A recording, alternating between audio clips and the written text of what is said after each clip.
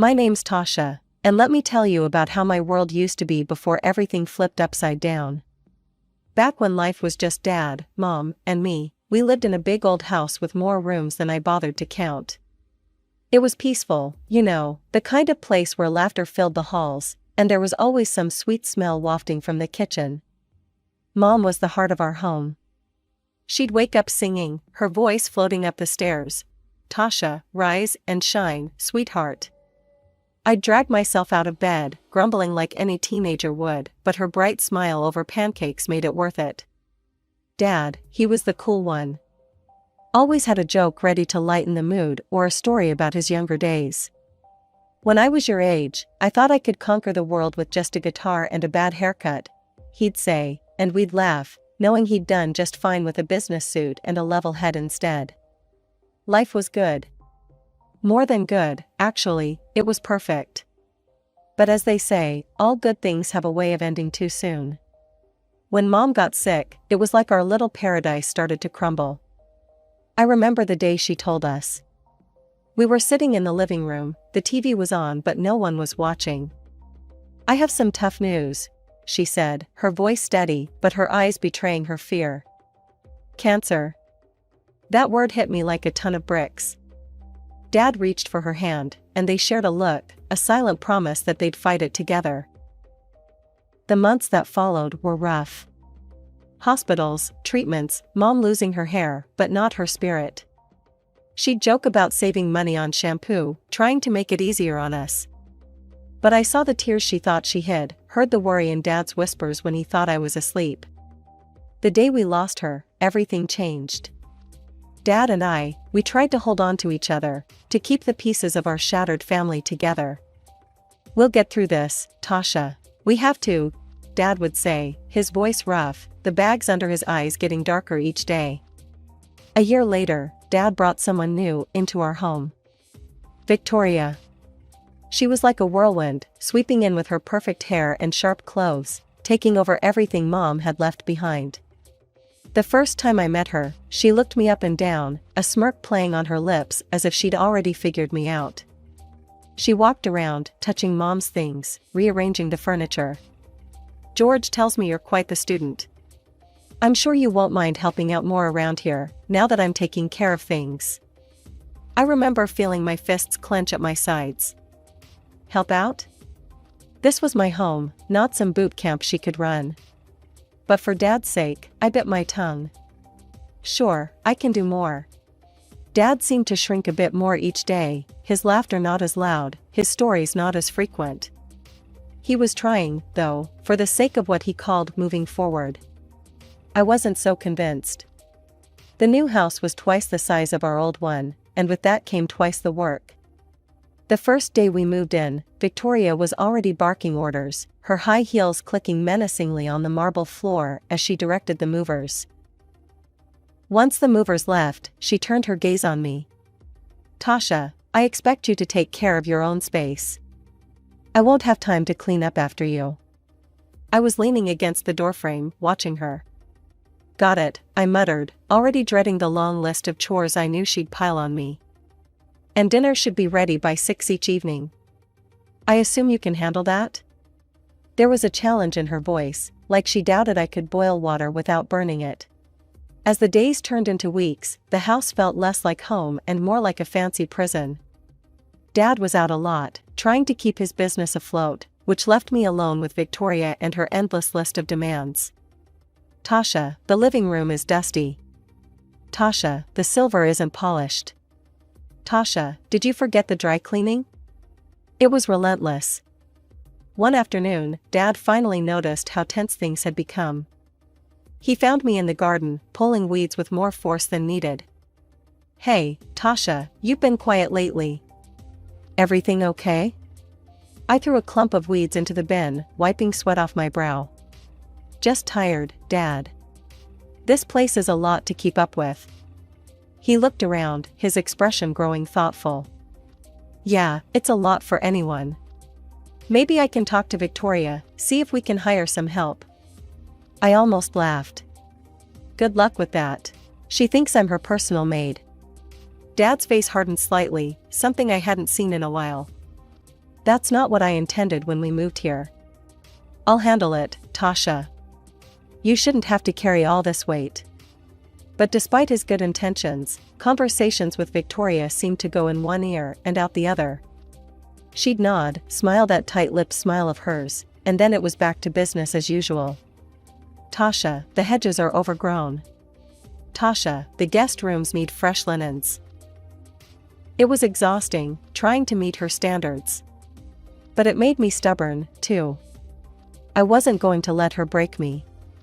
I'd do the work, keep my head down, and count the days until I could leave for college. The thought of getting out, of finding my own space where no one could tell me how to mop a floor or when dinner should be on the table, that kept me going. But finally, the day came. I was off to a place where my stepmother's voice couldn't reach me, a city miles away where I could start fresh. I packed up early that morning, each suitcase feeling like a brick in the new foundation I was laying for myself. Dad came out to see me off, his face trying to smile, but I could tell he was torn up about it. Tasha, are you sure you've got everything you need?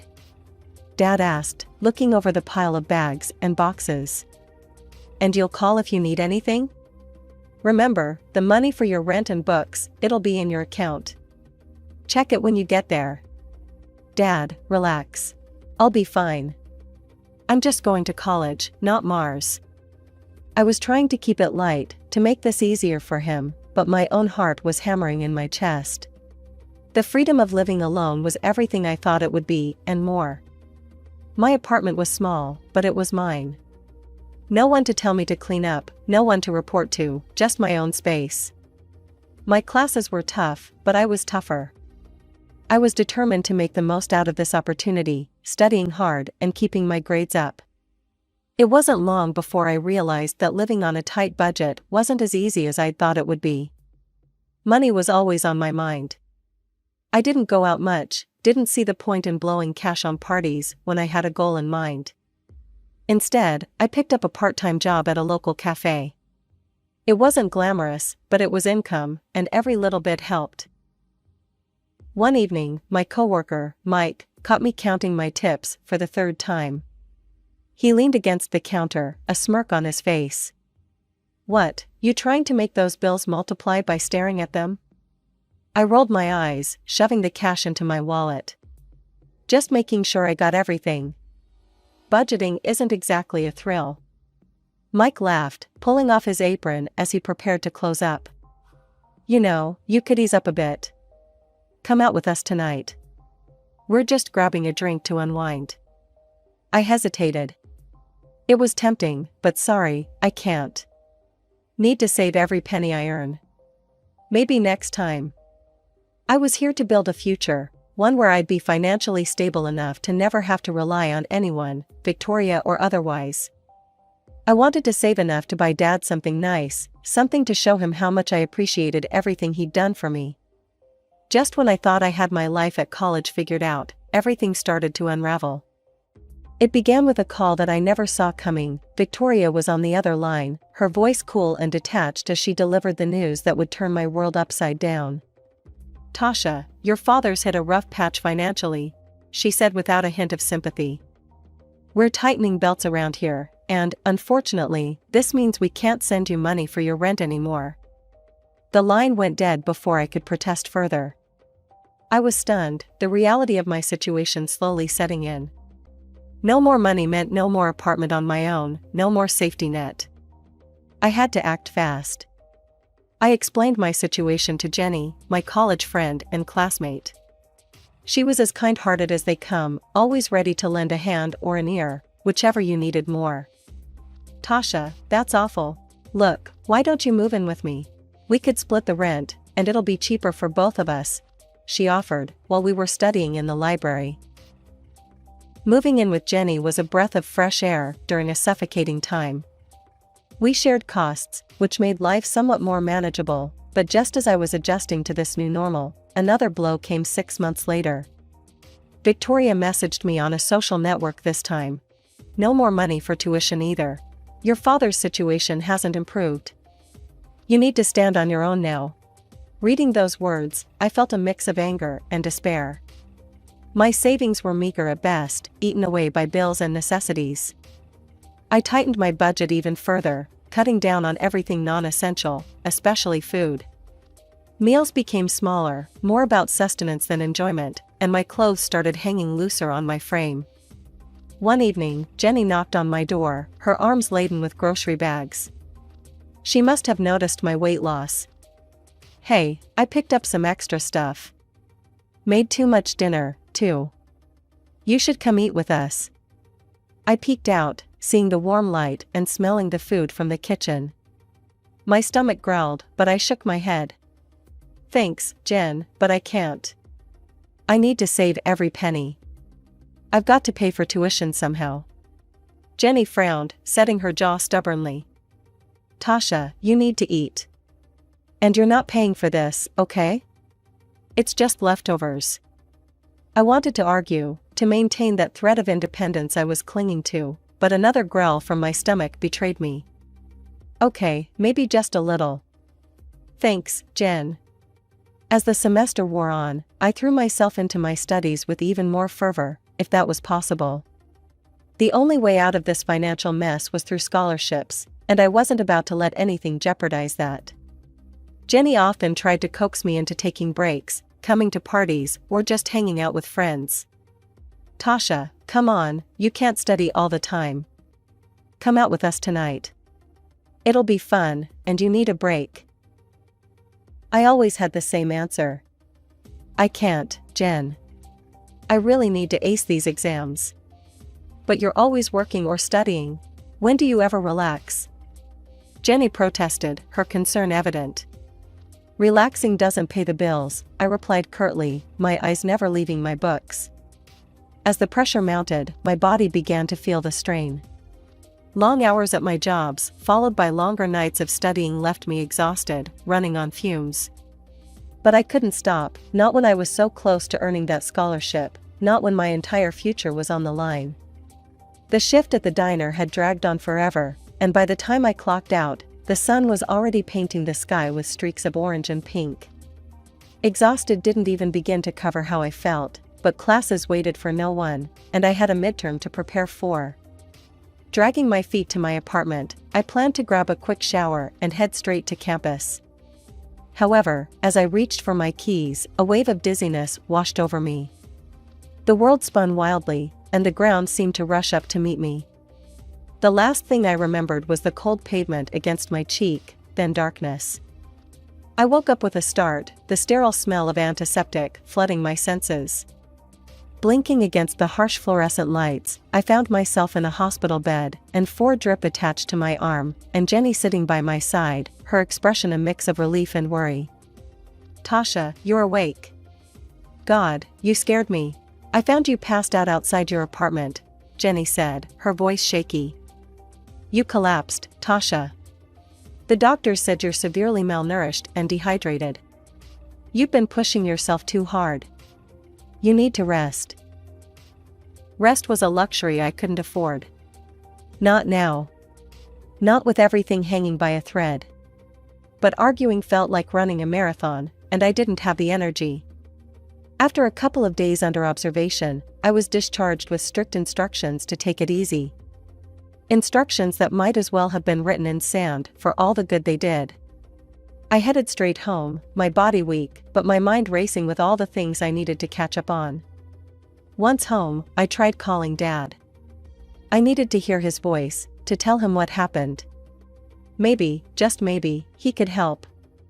But the calls went straight to voicemail. Frustrated and feeling more alone than ever, I dialed Victoria's number next. She picked up on the 3rd ring. "Yes? It's Tasha. I started, but the words tangled up, thick with emotions I couldn't control. "Your father is out of the country. Business," she interrupted sharply. "And before you ask, no, we can't help. You're on your own." Her words hit like a slap. But "There's nothing more to discuss, Tasha. You're an adult. Handle it." The line went dead, leaving a ringing silence in its wake. I sat there, phone in hand, the weight of her dismissal crushing. It was then, in that quiet apartment, that the reality of my situation truly sank in. I was alone. Utterly and completely. Exams were creeping up, looming over me like dark clouds ready to burst. The stress was a tangible thing, wrapping its fingers around my throat, making it hard to breathe. To keep up with my studies, I had no choice but to let go of one of my jobs. Money, already a trickle, now felt like it had dried up to a few last drops. Sitting across from Jenny in the little diner we frequented, I fiddled with the edge of the menu, my stomach growling but my wallet painfully thin. "Stop looking at the prices, Tasha. I've got this, okay?" Jenny said, her voice firm but gentle. She was trying to be supportive, but accepting help never got easier. "I'll pay you back. Every cent," I muttered, feeling the weight of each word. Jenny rolled her eyes, a smile tugging at her lips. Yeah, I know. Just order something hearty, alright? You look like you could use it." Reluctantly, I ordered the cheapest meal, my pride aching with every word. But Jenny was right, I needed the energy, especially now. As the exams rolled in, one after the other, I poured everything I had into them.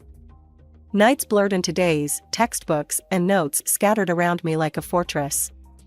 When the results came in, I couldn't believe my eyes, straight A's. A tuition bonus followed, a small but significant light at the end of a very dark tunnel. I should have been over the moon, but all I could do was collapse into bed, my body and mind shutting down from sheer exhaustion. I slept for days, missing calls and messages, the world moving on without me. One night, wrapped in the solitude of my small apartment, I dreamt of Mom. She was in our old kitchen, humming a tune, her smile warm and inviting. "Tasha, come here, sweetheart," she called, her voice a soft echo of better days. In my dream, I went to her, basking in the feeling of being home, being safe. But as dreams do, it ended, and I woke up in tears, the ache in my chest raw and fierce. The emptiness of the apartment was suffocating, and a desperate need to connect with her overwhelmed me. I made a decision then, one that felt like grasping at straws but necessary. I would go back to my hometown, visit her grave, and maybe, just maybe, find some of that peace I saw in my dream. Checking my bank account, I calculated what I could afford, a cheap bus ticket, the cheapest I could find.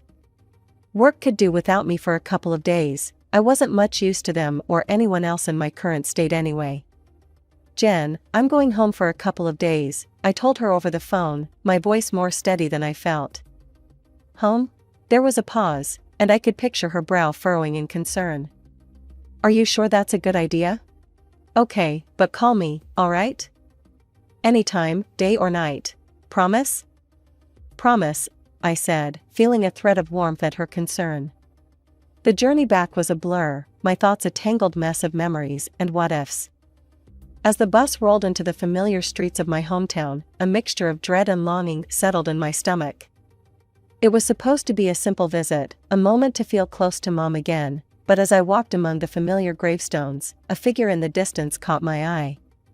My heart skipped, tall, with a familiar stoop of the shoulders, kneeling by a grave. My pace quickened, disbelief and hope churning within me. "Dad?" My voice was tentative, almost afraid to shatter the fragile moment. The figure turned, and our eyes met. There was a flicker of confusion, then recognition, and something that looked a lot like sorrow. "Tasha?"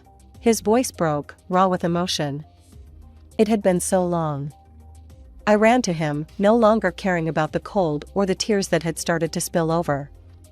"Dad, what are you doing here?" He rose quickly, nearly stumbling in his haste, and enveloped me in his arms. I was suddenly 5 years old again, safe and cherished.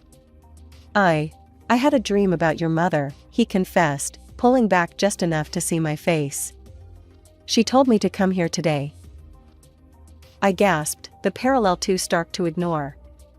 I had a dream about her, too. That's why I'm here. Dad wiped away my tears with an old handkerchief, rough and a bit frayed. "Seems like she's still looking out for us, huh?" "Yeah, seems like it," I agreed, laughter mingling with my tears. "We should talk, Tasha. Come back to the house with me," Dad suggested, his tone hopeful yet cautious. I hesitated, images of Victoria's cold stares flashing through my mind. Are you sure? What about Victoria? She'll manage. You're my daughter, and we have a lot to catch up on. His voice held a firmness I hadn't heard in a long time. The ride to the house was filled with an awkward yet comforting silence. When we arrived, Victoria was in the front yard, pruning roses with sharp snips that seemed to echo her mood. Tasha? What are you doing here? She stood up straight, her eyes narrowing as she took in my presence. I stepped forward, bolstered by Dad's presence. I came to see Dad. We have some things to talk about. Dad nodded at Victoria. Why don't you make us some dinner? We'll be inside. Her mouth tightened, but she nodded stiffly and headed inside. Dad led me into the living room, a space that once felt warm but now seemed curated for appearance rather than comfort. The tension in the dining room was thick enough to cut with a knife. Victoria, looking paler than usual, was fussing about leaving the house on some urgent errand, but Dad's voice stopped her cold. Sit down, we're not done here. Reluctantly, Victoria sat, her hands twisting nervously in her lap. Dad turned his attention to me, his brow furrowed in concern. Tasha, you've lost so much weight. Are you on some sort of diet? I shook my head, a bitter laugh escaping me. Diet? Hardly. It's not choice, Dad, it's necessity. I've been struggling to make ends meet because I've been paying for my tuition and all my living expenses by myself. His confusion was apparent. What are you talking about? I've been sending $3,000 every month to cover your expenses. It's been sent to your account on the 15th every month without fail. I stared at him, stunned. What? Dad, I haven't seen a dime of that money for the last 2 years. I've been working 2 jobs just to pay my bills and tuition. The color drained from Dad's face as he turned to Victoria. Is this true? Where's the money, Victoria? Victoria stood up abruptly, her chair scraping loudly against the floor. I needed it. It wasn't supposed to be permanent. Dad's voice was a low growl. Tell me everything, now. She hesitated, then spilled the beans. I got involved in a financial pyramid scheme. I thought I could make a quick buck, turn around our financial woes, but I ended up in debt. The people I dealt with, they're not the kind you say no to. I used Tasha's money to pay them off. I thought I could replace it before anyone noticed. Dad's hands were shaking. You endangered my daughter's health, her education, over a get-rich-quick scam? And you hid this from me? I didn't know what to do, Victoria whimpered, her usual composure shattered. You're going to leave. Tonight, Dad said firmly, standing up. And we're done here. I want a divorce. After Victoria hurriedly packed some belongings and left, Dad turned to me, his eyes filled with sorrow. Tasha, I'm so sorry. I had no idea. From now on, I'll handle your finances directly. No more middlemen. I managed a small smile. Actually, Dad, I got a scholarship recently. Tuition's covered. His eyes lit up, pride overtaking the anger. That's my girl. Always making me proud. But you deserve a break. How about a vacation? A real one, by the sea. You've earned it. The vacation was like a dream. Blue skies, golden beaches, and the soothing sound of waves. It was a chance to recharge, to put the struggles and pain behind me. I returned with a renewed vigor, ready to tackle my studies with fresh enthusiasm. Now, back at school, I still worked part-time, not out of necessity, but to save up for something special, a gift for Dad, a thank you for everything. Despite the hardships, the challenges, I found myself attending the occasional party with friends, allowing myself to enjoy life, not just endure it. I see you're going out more, Jenny noted one evening as I dressed up. Yeah, trying to find a balance. I guess I'm learning it's okay to have a little fun, I replied, adjusting my earrings. Just don't forget about us when you're famous, she joked, throwing a cushion at me. I won't. Could never. I laughed, feeling lighter than I had in years. As I looked at myself in the mirror, I saw a reflection of someone who'd been through a storm and emerged stronger. I was still careful with money. Some habits are hard to shake, but now it was not out of desperation, but out of a desire to build a future I chose. A future that was finally looking bright.